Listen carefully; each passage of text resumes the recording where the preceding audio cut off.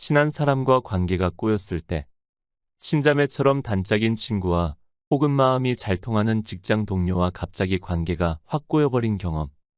살면서 누구나 한두 번은 경험하게 되는 것 같아요. 저도 예외는 아니었어요. 어릴 때는 잘잘못을 따져 물으며 원망도 하고, 뒤통수를 맞은 게 억울해서 분노를 터뜨리기도 했어요. 때로는 나에게 문제가 있는 것이 아닐까 자책하기도 했고요. 그런데 그렇게 생각하니 나만 힘들고 아프더라고요. 그래서 나를 위해 다른 생각을 해보기로 했어요. 그도 나도 괜찮은 사람이었다고요.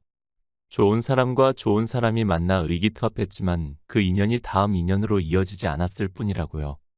내 인생에서 그 사람의 역할은 여기까지였구나. 함께하는 동안 참 좋았고 고마웠다. 이렇게 생각하기로 한 거죠. 그와 어긋나게 된 사건은 예쁘게 잘 포장해서 거기에 두고 나는 그 시간으로부터 떠나오는 거예요.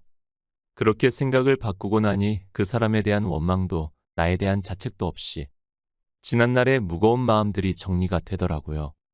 생각해보니 관계는 역할과 배치의 문제가 아닐까 싶어요.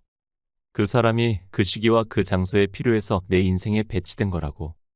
맡은 역할이 끝나면 자리가 바뀌기도 하고 빠지기도 하는 거라고. 서로 좋은 마음으로 헤어질 때도 있겠지만 섭섭한 마음으로 헤어질 때도 있는 거라고요. 관계는 왜가 아니라 그냥 일어나는 일이 대부분이에요. 내가 너한테 얼마나 잘했는데 나한테 이럴 수 있어. 이렇게 원망하고 화내고 이유를 찾을 게 아니라 너와 나의 인연은 여기까지구나. 그냥 흘러가는 대로 인연의 끈을 놓는 연습이 필요한 것 같아요.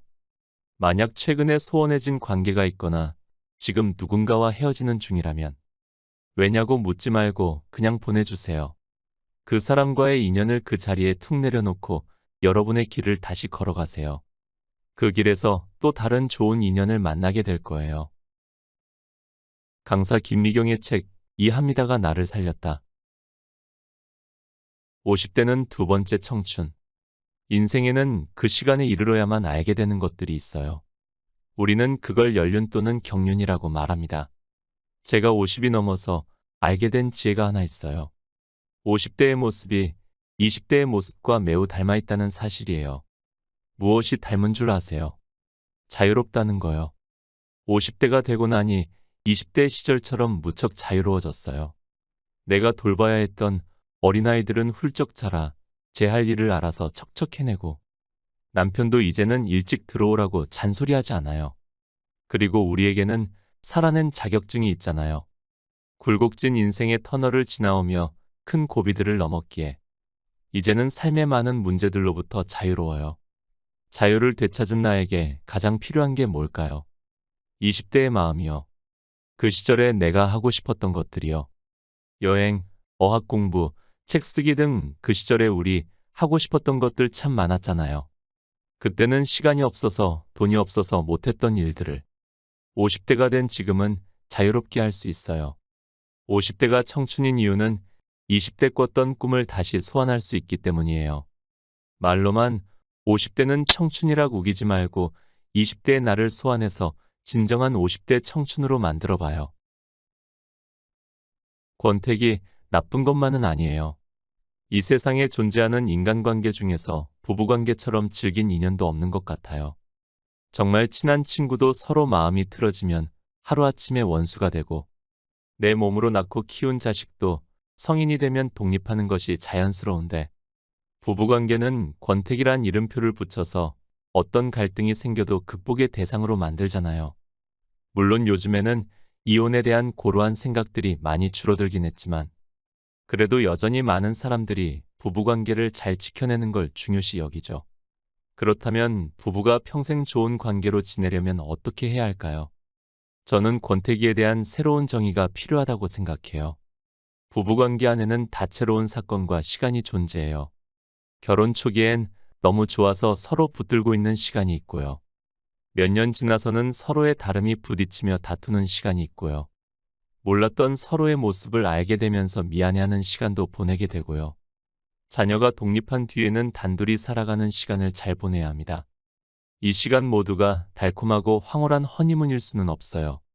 서로를 미워하고 원망하는 권태기의 시간도 경험하기 마련입니다. 문제는 이 시간을 견디지 못하고 서로의 인연을 정리하는 경우가 적지 않다는 거예요. 혹은 그렇게 될까봐 걱정하고 불안해하는 사람들도 많이 있어요. 그런데 권태기가 꼭 나쁘기만 한 걸까요? 이겨내고 극복해야 하는 대상인 걸까요? 허니문이 서로에게 집중하는 시간이라면 권태기는 그 시선을 거둬 나에게 온전히 집중하는 시간이에요. 시선을 곧 관계의 징표로 여기는 사람은 나에 대한 관심이 사라졌다고 생각하고 상대방이 변했다고 말하겠죠. 하지만 생각해보자고요. 누구나 옷이 비우에 접어들면 지나온 인생을 되돌아보게 되고 앞으로의 인생을 고민하게 되잖아요. 나는 어떤 걸 좋아하고 하고 싶은지, 앞으로 어떤 인생을 살고 싶은지, 내가 인생에게 이루고 싶은 가치는 무엇인지 등 내 인생을 의미 있게 보내기 위해 혼자 고민하고 생각할 시간이 반드시 필요해요. 그 최적의 시간이 바로 권태기예요. 권태기에는 상대방에게 몰입하지 않게 되니까 그 모든 에너지를 나를 돌아보는 데 쓸 수 있어요. 각자 자신에게 몰입의 시간을 갖고 서로의 영역을 존중하고 배려하며 때로는 서로의 꿈을 응원하고 따로 또 같이 성장하는 관계. 이게 바로 제가 생각하는 가장 이상적인 권태기 부부의 모습이에요. 부부관계는 한 남자와 한 여자가 70년간 동고동락하며 각자의 성장을 이뤄나가는 엄청나게 긴 인연이에요.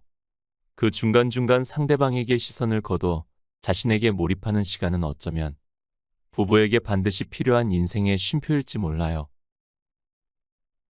충고와 폭력 사이. 나이와 충고는 비례하는 것 같아요. 오죽하면 꼰대와 라떼는 마리아가 우스갯소리가 됐을 정도니까요. 나는 도와주고 싶어서 한 충고를 상대방이 좋은 마음으로 받아주면 조언이 되지만 그렇지 않을 경우엔 내 의도와는 다르게 지적이나 참견으로 여겨질 수도 있어요. 좋은 의도로 한 충고가 남에게 상처를 주거나 심지어는 관계를 깨뜨릴 수도 있는 거죠. 그래서 충고에도 세련된 기술이 필요해요. 누군가에게 충고를 할 때는 그 사람과 나 사이에 충고를 해도 될 만한 관계의 무게가 쌓였는지 살펴봐야 해요. 서로 만난 지 얼마 되지도 않은 상태에서 충고를 하면 상대는 내 말을 잘난 척 내지는 지적으로 받아들일 공산이 커요.